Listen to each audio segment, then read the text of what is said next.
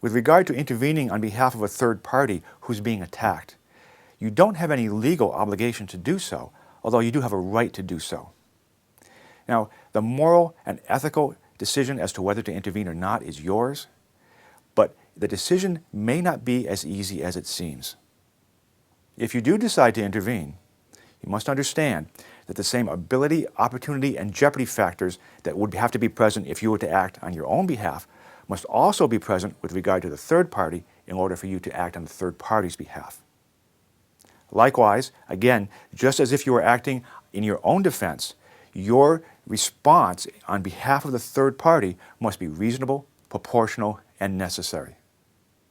While it may seem obvious to you, witnessing a struggle involving a third party, what's going on, while it may seem obvious who's the aggressor and who's the victim, things may not always be what they seem.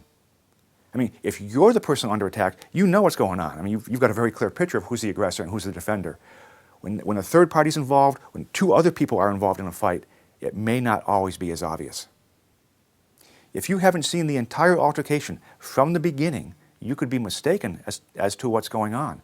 For example, if you see a couple of guys seemingly assaulting a woman, maybe she's even yelling rape, you might think, well, this woman's being raped by these two guys.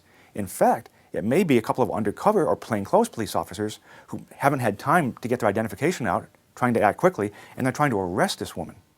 I mean, it's not above people being arrested to scream for help. It's not above women being arrested to scream rape. I mean, it does happen. For another example, say you're walking into a convenience store and you see one individual perhaps holding a gun or a knife against another individual, and the person with a weapon is screaming incoherently. You may think, well, gosh, I need to come to the aid of this poor person who's being assaulted with a weapon.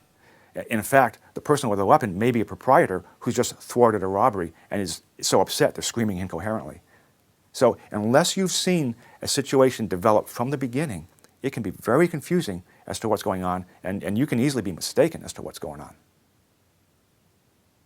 Remember, the same terrible consequences that could happen to you if you acted in your own defense can also happen to you if you come to the aid of a third party. I mean, you could get hurt, you could get killed, your family could lose a spouse or a father or a mother. You could lose all of your money and all of your future earnings. And you really need to ask yourself before you intervene, is what I'm intervening to prevent worth all of that? I mean, if all that's going to happen is a $20 robbery, I mean, it's clearly a bad decision to intervene. If what might be happening is something more serious, like a rape or a murder, well, that's a decision you need to make. But remember, oftentimes, a perfectly viable alternative, provided no one's being really hurt, is to simply be a good witness.